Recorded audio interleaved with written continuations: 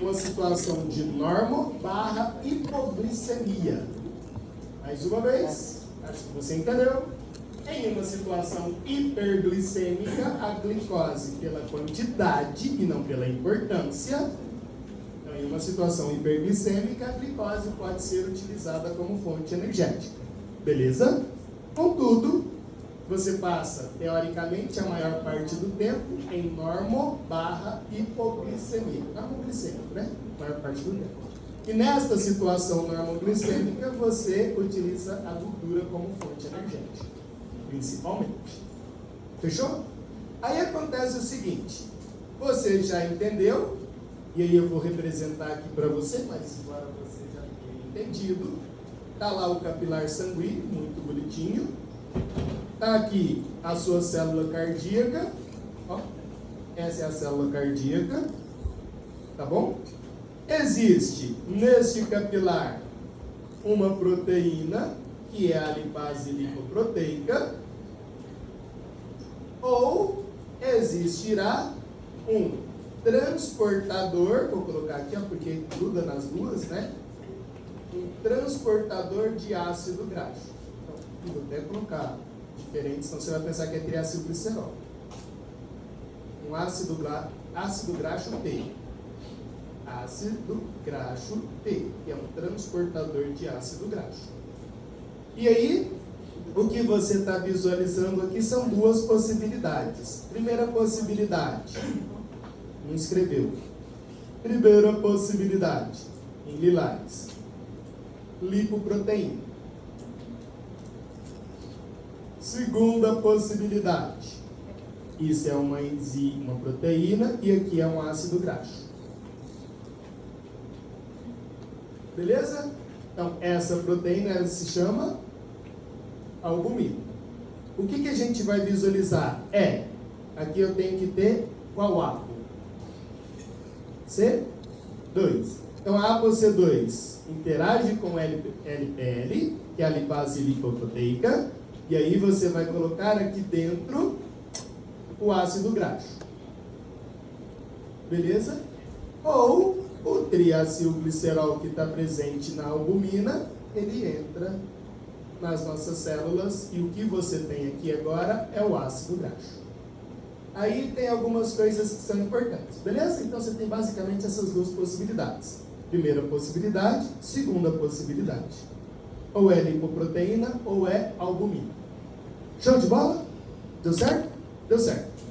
E aí o que vai acontecer? Mostro aqui para você. Nesse esqueminha maravilhoso, aumentei, você entende, ó. O ácido graxo, que está ligado a qual proteína? A albumina. Ele entrou na membrana plasmática da célula, então tudo isso aqui, ó, é o citosol. E perceba que esse ácido graxo, ele vai se ligar a uma proteína de ligação de ácido graxo. Essa proteína de ligação de ácido graxo acontece por quê?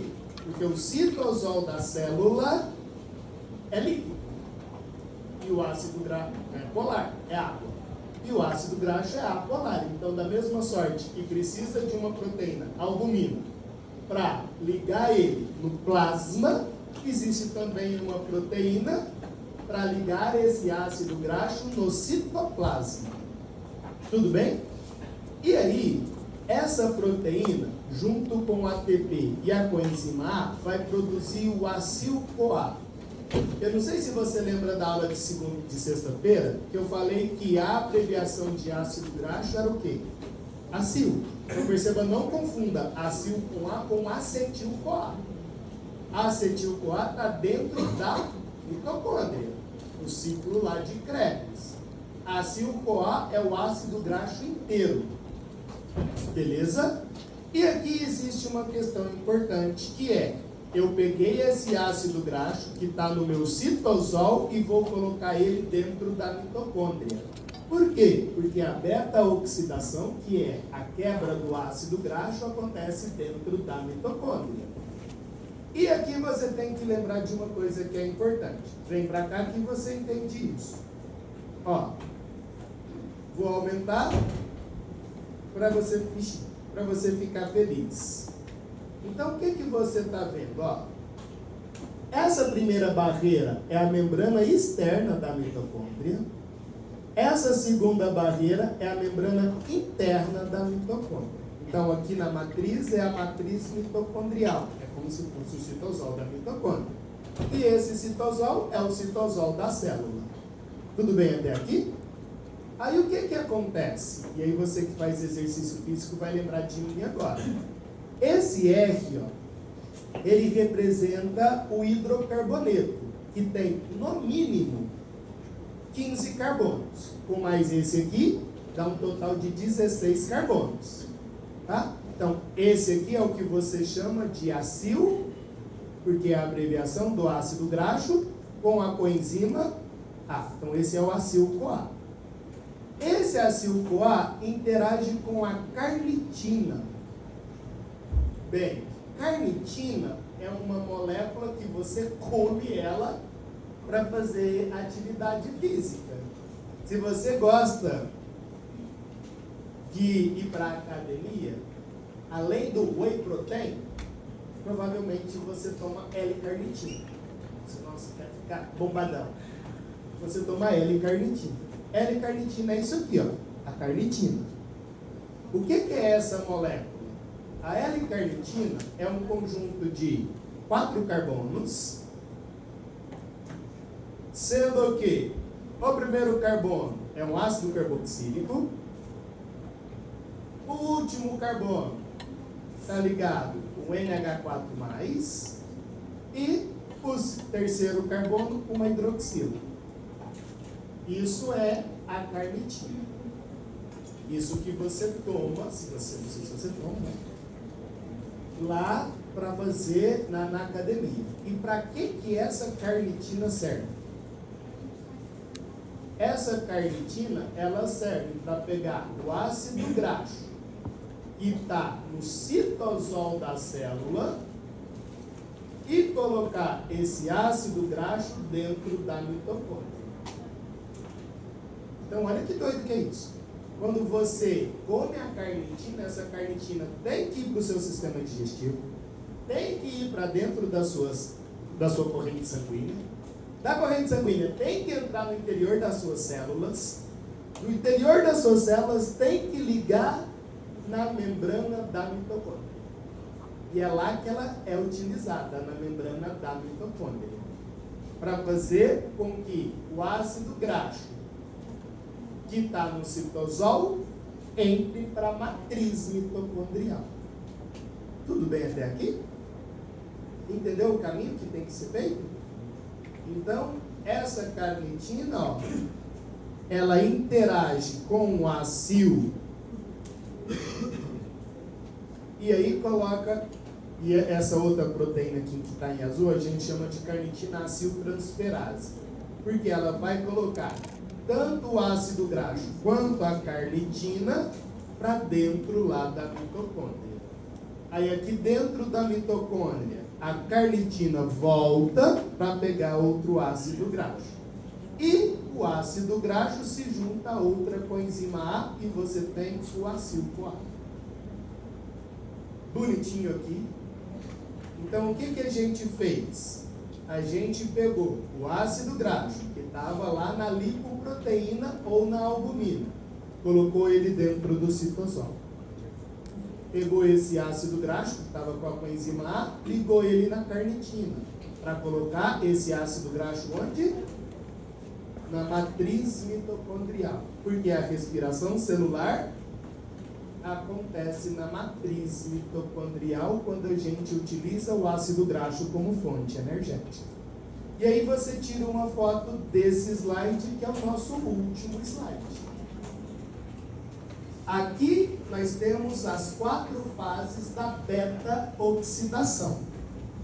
Eu vou só aumentar esse slide para você visualizar isso, que é o slide final da nossa brincadeira. Entendeu essas 4 reações? A aula chegou ao fim. Então você tem 10 minutos para isso. Olha só, primeira coisa, aumentei aqui. Esse é o nosso ácido graxo que está na matriz mitocondrial. Tudo bem? Então está lá dentro da mitocôndria. Me fala aí, Quantos carbonos ele tem? 16 carbonos, é o mínimo. Importante, esse aqui é o carbono número 1, como você sabe. Esse é o 2, esse é o 3, e aí você seguiria até o 16. O carbono 2 é o carbono alfa. E o carbono 3 é o carbono beta. Então, o carbono 2 é o primeiro carbono do hidrocarboneto. Hidrocarboneto é o esqueleto que só tem carbono e hidrogênio. Então, ele é o carbono alfa. E o carbono 3 é o carbono beta. O nome da reação se chama beta-oxidação. O que significa? Eu vou pegar qual carbono? O beta. E colocar o que nesse carbono? Oxigênio. Por isso que ele chama beta-oxidação. Então eu vou tirar os 2 hidrogênios do carbono beta, e no lugar desses 2 hidrogênios eu vou colocar quem? O oxigênio. Essa é a beta-oxidação. Então se você olhar para cá, ó, por favor, compara para mim isso que eu estou circulando com isso. Vou aumentar e você entende. Ó, o que eu circulei lá em cima é qual carbono? Beta. E o que eu circulei lá embaixo é o carbono beta. E qual a diferença dos dois? Tirou o quê? 2 hidrogênios. E colocou no lugar do quê? O oxigênio. Então acho que ficou claro por que se chama beta-oxidação. Porque a oxidação acontece a partir do carbono beta. Show de bola? E aí o que você tem? É muito fácil essa discussão. A gente já até viu ela, mas eu tenho que falar de novo para você relembrar isso com a gente, ó. Primeira coisa que acontece é isso aqui, ó. Um hidrogênio do carbono alfa e um hidrogênio do carbono beta se junta a quem? E aí você transforma o FAD em FAD H2. E aí você lembra que esse FAD H2 vai para o complexo 2 da cadeia transportadora de elétrons. Segunda coisa que acontece é, no lugar desses 2 hidrogênios, apareceu uma dupla ligação, porque a gente tirou os 2 hidrogênios do alfa. No lugar dessa dupla ligação, eu coloco uma molécula de água. O hidrogênio da molécula de água entra no carbono alfa, e a hidroxila da molécula de água entra no carbono beta. Então a gente acabou de colocar o oxigênio no carbono beta. Isso é a oxidação do carbono beta. Então, de onde vem o oxigênio da beta-oxidação? Da molécula de água. Agora, o que você visualiza é, esse carbono beta vai perder 2 hidrogênios. Perde os 2 hidrogênios para quem? Para o NAD, transformando o NAD em NADH mais H+. Para onde que isso vai? Para o complexo 1 da cadeia transportadora de elétrons. Tá? E a gente finaliza agora fazendo uma lise. Então, entre o carbono alfa e beta, ou seja, entre o carbono 2 e 3, acontece uma quebra, e aí você vai ter tudo isso, que é o acetil-CoA, e no lugar desse acetil-CoA, você tem outra coenzima A. Então agora eu tenho uma molécula de 14 carbonos, sendo que o carbono número 1 era o antigo carbono 3. Para onde esse acetil-CoA vai? Para o ciclo de Krebs. E aí, agora com 14 carbonos, essa brincadeira recomeça. Tudo bem?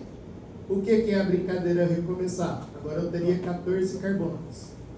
Um carbono alfa e um carbono... Desculpa, né? Um hidrogênio do carbono alfa, um hidrogênio do carbono beta. Vai para o FAD H2, complexo 1. Entra a hidroxila na dupla ligação. E da hidroxila saem os 2 hidrogênios do NAD. NADH mais H+, complexo 1. Acetil-CoA, ciclo de Krebs. E aí você teria agora 12 carbonos. Quando terminar a quantidade de carbonos, terminou a beta-oxidação. Tudo bem? E aí você pensa, que beleza. O acetil-CoA, você já sabe disso, rodou o ciclo de Krebs. Aí no ciclo de Krebs você produz mais 3 NAD, um FADH2, um GTP. Beleza? E claro, moléculas de CO2. Essas moléculas de CO2 vai lá para o seu sistema sanguíneo e você elimina isso na respiração. E, claro, você sabe disso, o NADH volta a ser NAD+ em qual complexo? Que passa 4 prótons. O FADH2 volta a ser FAD em qual complexo? Que não passa prótons. Depois, esses elétrons vai para o complexo 3, esses prótons vai para o complexo 3, e aí você tem a passagem de 4 prótons, e depois para o complexo 4 mais 2 prótons. E claro que você sabe que a soma desses prótons é que vai servir para gerar o quê? O ATP a partir da enzima FOF1 ATP sintase. E aí, para que você precisa desse ATP? Para que exista a contração mais o relaxamento muscular. E isso só funciona se você tiver qual molécula? O oxigênio. Então, isso você já sabe tudo. Não tem nada de novo. Então me fala, para que uma pessoa tenha cãibra no coração, o que está faltando dentro da célula dessa pessoa? Oxigênio. E aí acho que você entendeu. Se a pessoa tiver isquemia, ou se a pessoa tiver trombo nas artérias coronárias, isso leva a hipóxia. Hipóxia, diminuição de oxigênio. Sem oxigênio, o que não funciona? A cadeia transportadora de elétrons. Sem a cadeia transportadora de elétrons, sem ATP. Aí o músculo contrai, mas não relaxa. Sem o relaxamento da musculatura, cãibra. Cãibra no coração, infarto. Deu certo na sua cabeça? Jura? Bonitinho? Então, o que obrigatoriamente você terá que ser capaz de fazer para que a pessoa não tenha infarto? Garantir que ela sempre tenha oxigênio. Falta nutriente dentro da célula? Não. Falta oxigênio. Por que não falta nutriente? Porque o nutriente está dissolvido onde? No plasma. E o oxigênio está dentro de onde? Da hemácia. A hemácia é uma célula gigantesca. Então a hemácia que não passa quando está entupido. Não é o líquido. O líquido passa. Então o nutriente passa. Entendeu a ideia? O que não passa é a hemácia. E o que está dentro da hemácia? O oxigênio. Então, toda vez que você pensar em infarto, você está pensando, faltou nutriente? Não. Faltou oxigênio. Que é a célula hemácia que não está passando. Deu certo, queridos? O que você tem que fazer? Eu passei a beta-oxidação, porque a gente já viu isso no primeiro período. Pelo menos deveria ter visto, muito rápido. Eu cobro isso nas provas, tá? Então eu cobro as fases. A primeira fase o que é, a segunda o que é, a terceira e a quarta fase. Então, não sei se você lembra, mas a primeira fase é uma fase de quê? Oxidação. A segunda fase é uma fase de hidratação. A terceira fase é outra fase de oxidação. E a última fase é uma lise, é uma quebra. Por que oxida? Porque você está perdendo hidrogênios. Por que hidrata? Porque você está recebendo água.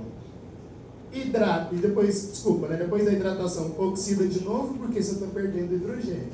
E depois quebra. A gente chama isso de tiolase. A uva, né?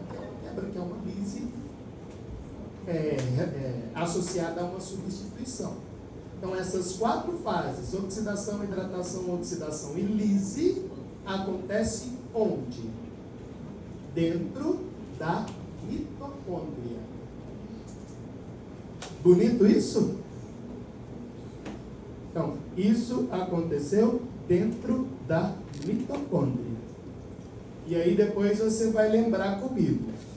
Insulina impede com que o ácido graxo entre na mitocôndria. Glucagon estimula o ácido graxo a entrar na mitocôndria.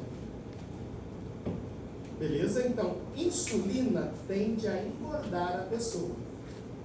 Glucagon tende a emagrecer a pessoa.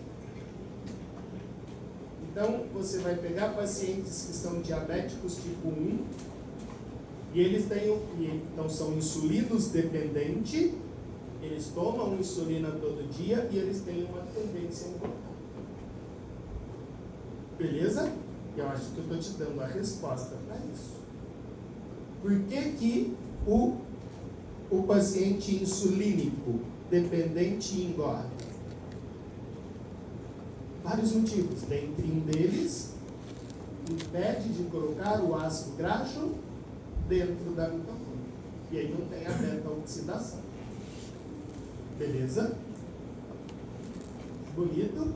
E aí você tem que pensar num monte de coisa, gente. Tipo, se eu estiver trabalhando com hepatócitos, onde que os hepatócitos estão? No fígado.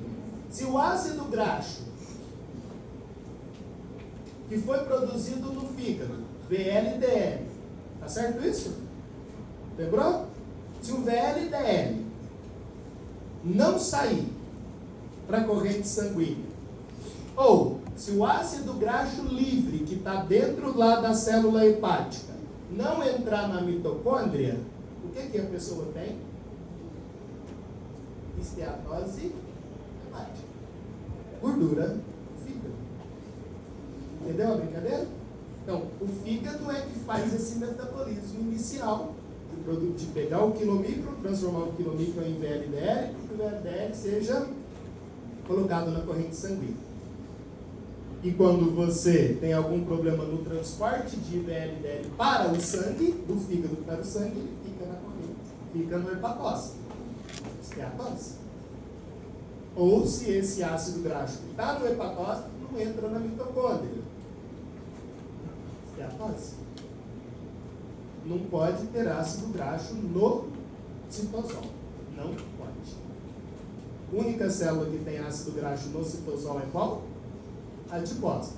Se você for muito nerd, você vai lembrar que existe uma outra célula, que são os oligodendrócitos, né? Que forma a bainha de mielina nos neurônios mielínicos. Então, lá também, nos oligodendrócitos, existe gordura no citosol. São as 2 células principais que tem isso. Oligodendrócitos, que formam a bainha de mielina de neurônio. E adipócitos, que formam o seu clote. Deu certo? Jura? A gente está finalizando. E agora sim a gente volta para os elétrons. Então, nas aulas de pequenos grupos, a gente vai, nessa semana, já entender bloqueio de ramo direito, bloqueio de ramo esquerdo, bloqueio divisional, antero superior, inferior posterior, infarto, e na próxima aula, que é a semana que vem, próxima aula não é a semana que vem,